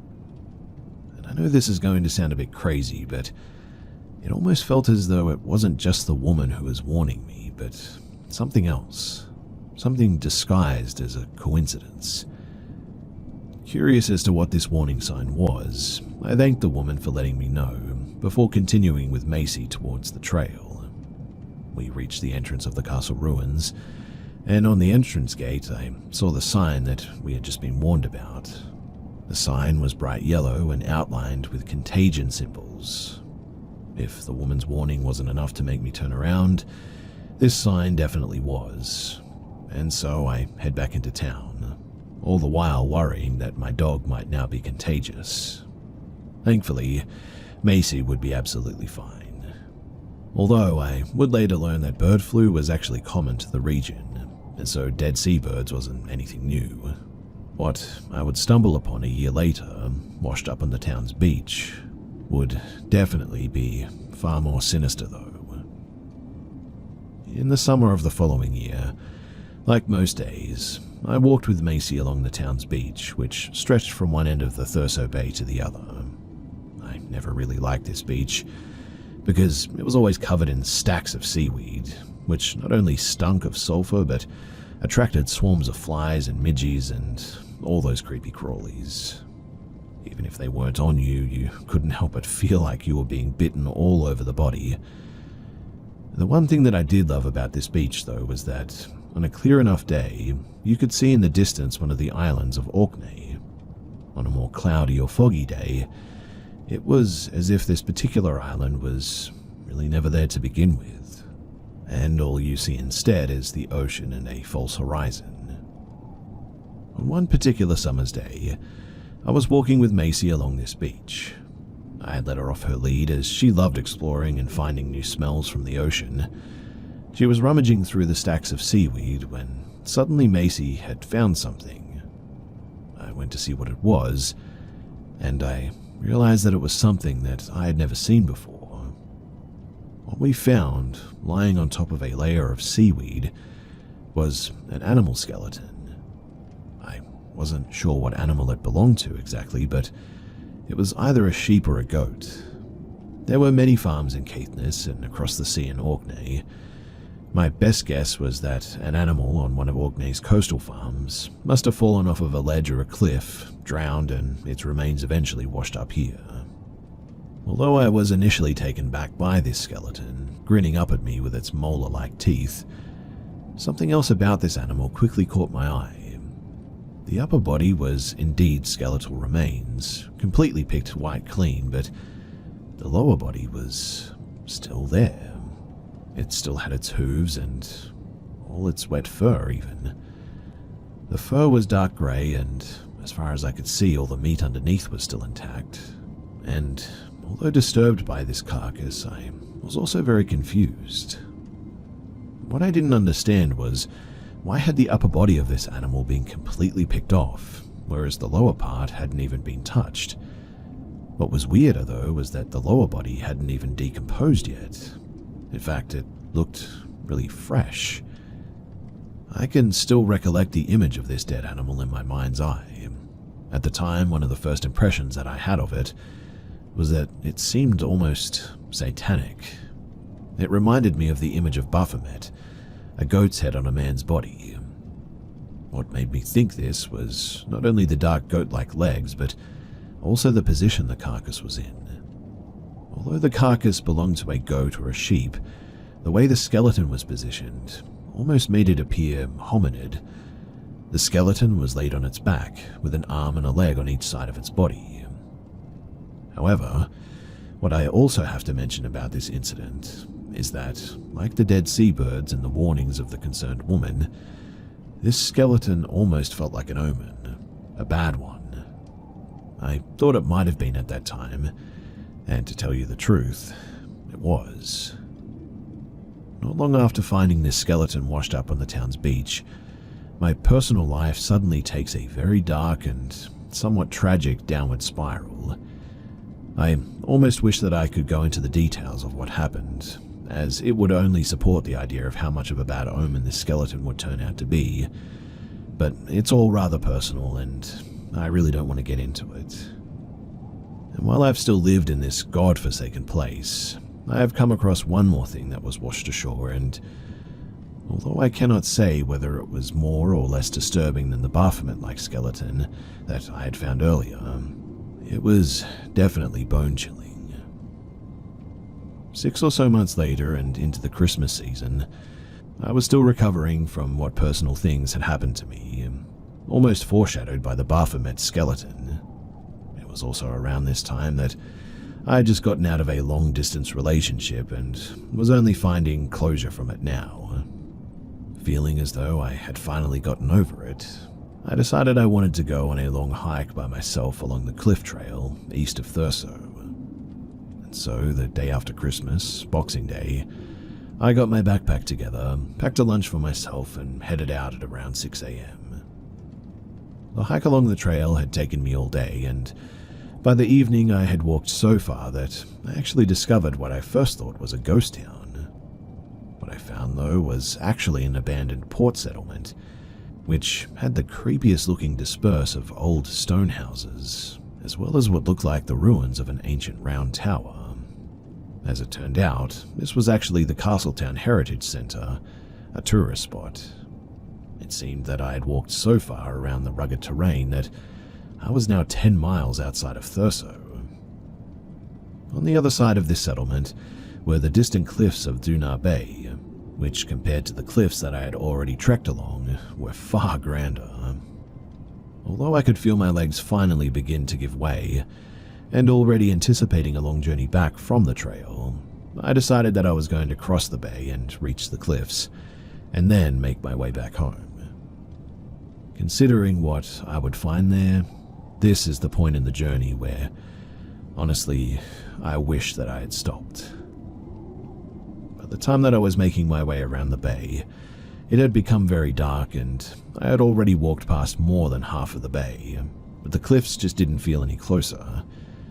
It was at this point when I decided that I really needed to turn around, as at night, walking back along the cliff trail was going to be pretty dangerous, and for the parts of the trail that led down to the base of the cliffs, I really couldn't afford for the tide to cut off my route.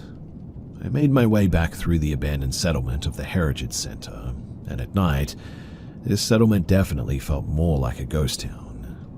Shining my phone flashlight into the windows of the old stone houses, I was expecting to see a face or something peer out at me. What surprisingly made these houses scarier at night were a handful of old fishing boats that had been left outside of them, though. The wood that they were made from looked very old and the paint had mostly been weathered off. But what was most concerning was that in this abandoned ghost town of a settlement, I wasn't alone. A van had pulled up, with 3 or 4 young men getting out. I wasn't sure what they were doing exactly, but they were burning things into a trash can. What it was that they were burning, I didn't know. But as I made my way out of the abandoned settlement, every time I looked back at the men by the van, at least one of them was watching me. The abandoned settlement, the creepy men burning things by their van, that wasn't even the creepiest thing that I came across on that hike. The creepiest thing that I found actually came as soon as I decided to head back home, before I was even back at the Heritage Center. Finally, making my way back, I tried retracing my footprints along the beach. It was so dark by now that I needed to use my phone flashlight to find them. As I wandered through the darkness with only the dim brightness of the flashlight to guide me, I came across something. Ahead of me, I could see a dark silhouette of something in the stand. It was too far away for my flashlight to reach, but it seemed to me that it was maybe just a big rock. So I wasn't all too concerned, but for some reason I wasn't 100% convinced either that this was actually a rock. The closer I get to it, the more I think that it could possibly be something else. I was almost right on top of it now, and the silhouette didn't look as much like a rock as I thought it did. If anything, it looked more like a very big fish, almost like a tuna fish. I didn't even realize fish could get that big, and around these waters. Still unsure whether this was just a rock or a dead fish of sorts, but too afraid to shine my light on it directly, I decided that I was going to touch it with my foot. My first thought was that I was going to feel hard rock beneath me, only to realize that the darkness had played a trick on me. I lift up my foot and press it on the dark silhouette, but what I felt wasn't hard rock. It was squidgy. My first reaction was a little bit of a shock, because if this wasn't a rock like I originally thought, then it was something else and had probably once been alive. Almost afraid to shine my light on whatever this thing was, I finally work up the courage to do so. Hoping this really is just a very big fish, I reluctantly shine my light on the dark squidgy thing. But what the light reveals is something else. It was a seal, a dead seal pup. Seal carcasses do occasionally wash up on this region, and it wasn't even the first time that I'd seen one, but as I studied the dead seal with my flashlight, feeling my skin crawl as I did it, I suddenly noticed something alarming. This seal pup had a chunk of flesh bitten out of it. For all I knew, this poor seal pup could have been hit by a boat, and that's what caused this wound. But the wound was round and basically a perfect bite shape. Depending on the time of year, there are orcas around these waters which occasionally hunt seals, but this bite mark was no bigger than what a full-grown seal could make. Did another seal do this? I know other animals will sometimes eat their young, but I've never heard of seals doing this. But what was even worse than the idea that this pup was potentially killed by its own species was that this pup, this poor little thing, was missing its skull. Not its head, just its skull. The skin was still there is what I mean, but it was empty, laying flat against the sand. Just when I think it can't get any worse than this, though, I leave the seal to continue making my way back when I come across another dark silhouette in the sand ahead. I go towards it, and what I find is another dead seal pup. But once more, this one also had an identical wound, a fatal bite mark, and just like the other one, the skull was missing. Now, I could accept that they'd been killed by either a boat or, more likely, from the evidence an attack from another animal, but how did both of these seals, with the exact same wounds in the same place, also both have their skulls missing? I didn't understand it. These seals hadn't been ripped apart. They only had one bite mark each. Would the seal or seals that killed them really remove their skulls like this? I didn't know, I still don't to be honest, but what I do know is that both of these carcasses were identical, completely identical, which was strange. They had clearly died the same way, and I more than likely knew how they had died, but what the heck happened to their skulls? I mean, maybe one of them could lose their skulls, but could they both do this? Really? I mean, I suppose so. Growing up most of my life in Yorkshire, England, where nothing ever really happens, and suddenly moving to what seemed like the edge of the world, and finding mutilated remains of animals that you only ever saw in zoos, it definitely stays with you. For the past 2.5 years that I've been here, I almost do feel as though this region is cursed though. Not only because of what I found washed ashore, after all, dead things wash up here all the time. I almost feel like this place is cursed for a number of reasons. Despite the natural beauty all around, this place does somewhat feel like a purgatory, a depressive place that attracts lost souls from all around the UK. Many of the locals leave this place, migrating far down south to places like Glasgow. On the contrary, it seems a fair number of people like me have come from afar to live here, mostly retired English couples who, for some reason, choose this place above all others to live comfortably before the day that they die. Perhaps like me, they thought this place would be idyllic, only to find out that they were wrong. For the rest of the population, well, they're either junkies or convicted criminals, Satanists, relocated here from all around the country, and if anything, you could even say that Caithness is the UK's Alaska, where people come to get far away from their past lives or even themselves, but instead, amongst the natural beauty, are harassed by a cold, dark and depressing climate. Maybe this place isn't actually cursed. Maybe it really is just a remote area in the far north of Scotland that has, for UK standards, a very unforgiving climate. Regardless, I won't be here for much longer. Maybe the ghost that followed me here will follow wherever I may end up next. But a fair bit of warning, if you do choose to come here, make sure that you only ever come in the summer. And whatever you do, if you have your own personal demons of any kind, whatever you do, just don't move here.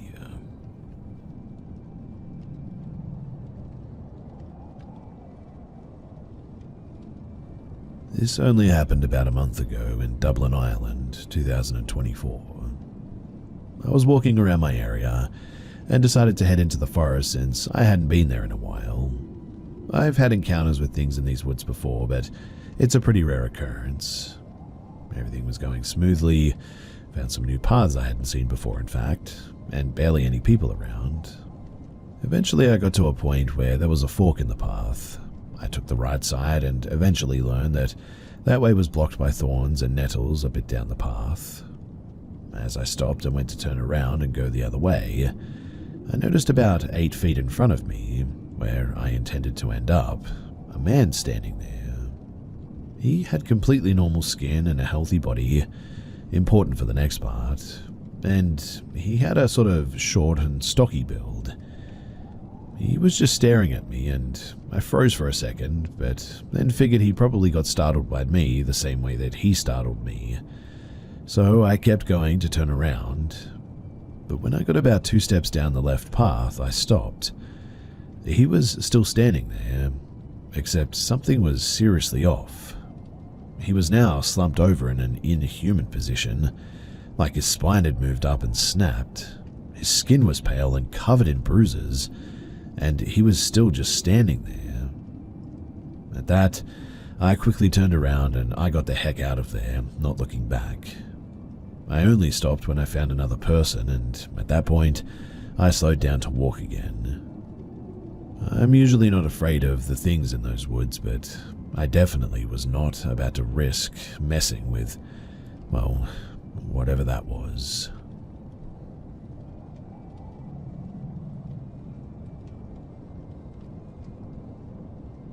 I can remember every single detail of this happening, even though I was only 7 years old. We'd moved to a new house that was a split plan, so my parents felt very far away, but I woke up in the night and couldn't go back to sleep, and started feeling scared for, well, no reason really. I got up out of bed and walked towards my sister's room. I heard some sort of soft noise from my bedroom and turned around to look. My parents had left the hall light on, and I could see my entire bed from the hallway. As I watched, the top sheet of the bed slowly started to slide upwards towards the pillow, almost as if someone was making the bed in sort of slow motion. Then suddenly the sheets jerked down to the bottom of the bed, and then up over the pillow again, and down and then up very quickly. I could hear my heartbeat pounding in my ears, and I was so scared that I couldn't move. I wanted to call out to my sister, but I couldn't get her name out. I can see the light turquoise sheets, I can picture the way my pillow was laying. I can feel the air on my arm standing up. Every detail. Ultimately, even though I couldn't yell her name, I eventually managed to push out some sort of gargling wail of terror, and my sister, she came running out to the hallway. She told me that I'd probably imagined it. Older siblings, am I right? And to go back to bed. Instead, though, I crept into my parents' room and slept on the floor next to their bed. I also slept with my light on in my room for a long time after that.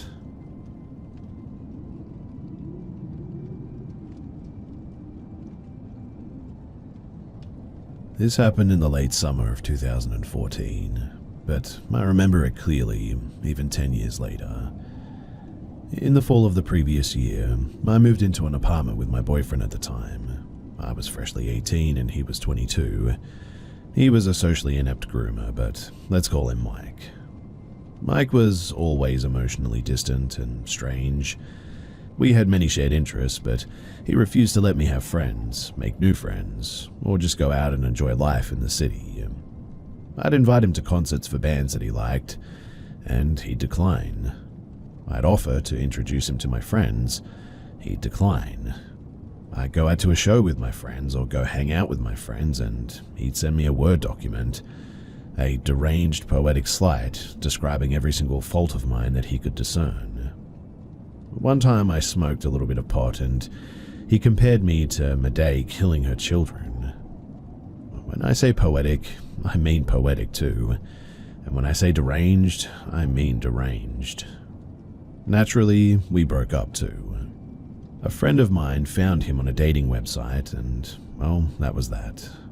My parents helped me lug his stuff into a truck and took him and all of his stuff to his parents' house. Done deal. I kept the apartment and I tried to settle back in. It was fine. I enjoyed my alone time and was free to have friends visit. Honestly, it seemed pretty ideal. Upon falling asleep on my second night alone, I was quickly woken up by a knock on my door, though. I checked the time, maybe 3 or 4 in the morning, and I mean, to heck with that, no thanks. So I tried to drift off again, but the knocking happened again, more rapidly, more aggressively. I kept ignoring it, though. I didn't have that many friends, and the friends that I did have wouldn't be hanging on my door at 3 a.m. And eventually, that banging stopped.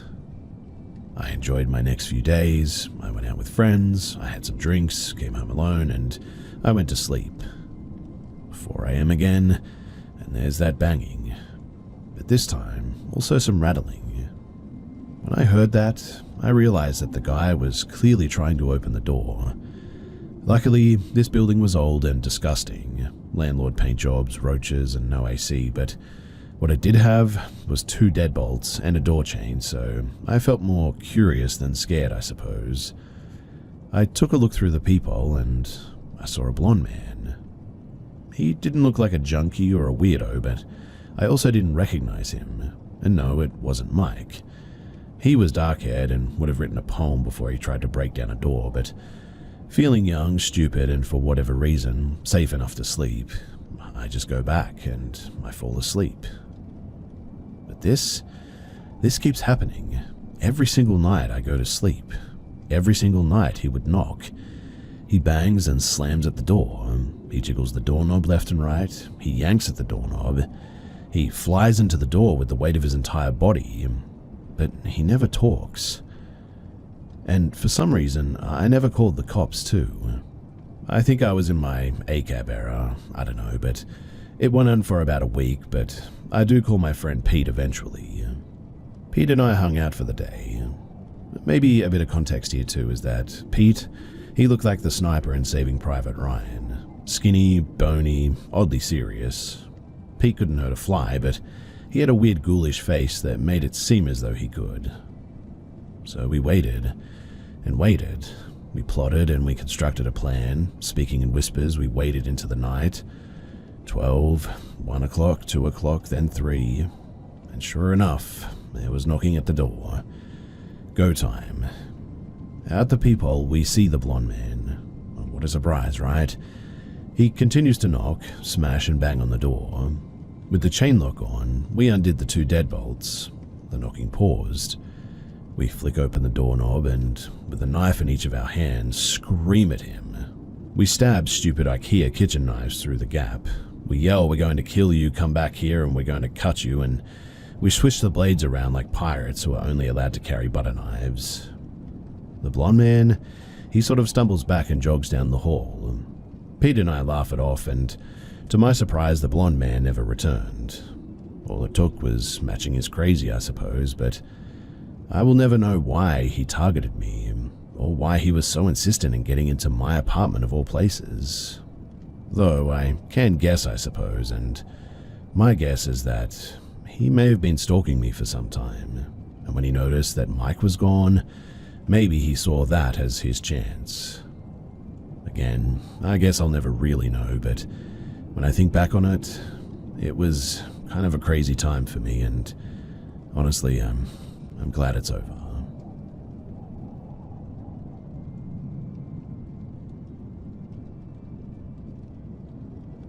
When I was 7, my family, mum and 2 older brothers, 13 and 15, moved house. We moved to a street that was built on old tram tracks from around the 1900s. The line of terrace properties themselves were fairly new, but when we moved in, they were only around 15 years old max.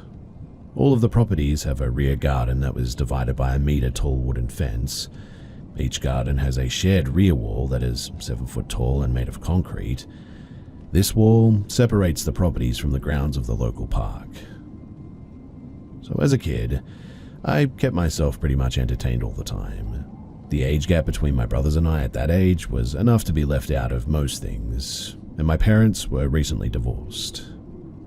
So I would make up games and act out imaginary scenes.